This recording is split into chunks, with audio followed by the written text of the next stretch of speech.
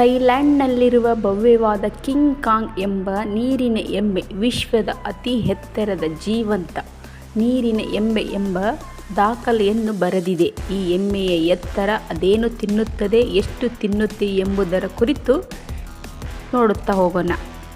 ಸುತ್ತು ಜಗತ್ತಿಗೆ ಸ್ವಾಗತ. ನಮಸ್ಕಾರಗಳು ಸ್ನೇಹಿತರೆ.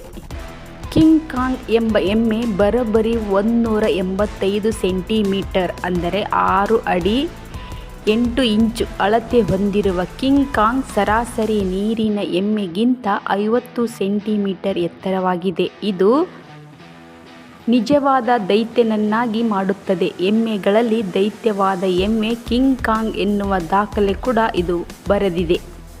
ಏಪ್ರಿಲ್ 1, 2021ರಂದು ಕಿಂಗ್ ಕಾಂಗ್ ಜನಿಸಿದ್ದು.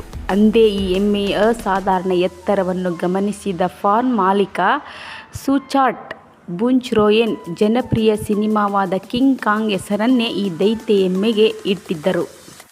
ಈ ಎಮ್ಮೆ ಬೃಹತ್ ಗಾತ್ರ ಹೊಂದಿದ್ದರೂ ಸಹ ಕಿಂಗ್ ಕಾಂಗ್ ಸ್ನೇಹಪರ ಮತ್ತು ಜನರೊಂದಿಗೆ ಹೊಂದಿಕೊಳ್ಳುವ ಮುದ್ದಾದ ಎಮ್ಮೆಯಾಗಿದ್ದು, ಈ ಮುದ್ದಾದ ದೈತ್ಯ ಎಮ್ಮೆ ಕೊಳದಲ್ಲಿ ಹಾರಾಡುತ್ತಾ ಎಂಜಾಯ್ ಮಾಡುತ್ತದೆ.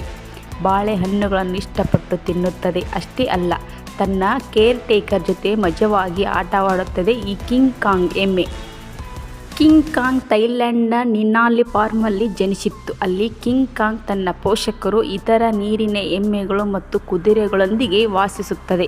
ಈ ಎಮ್ಮೆಯ ಕೇರ್ ಟೇಕರ್ ಚೆಪ್ರಾಟ್ ಹುಟ್ಟಿ ಹೇಳುವಂತೆ, ಕಿಂಗ್ ಕಾಂಗ್ ತುಂಬಾ ವಿಧೇಯ ಮತ್ತು ಪ್ರೀತಿಯ ಎಮ್ಮೆಯಂತೆ. ಅದು ಜನರ ಸುತ್ತಲೂ ಓಡಾಡುತ್ತಂತೆ, ಆಟವಾಡುತ್ತಂತೆ. ಒಂದು ದೈತ್ಯವಾದ ನಾಯಿಮರಿ ಅಂತಾನೇ ಹೇಳಬಹುದು.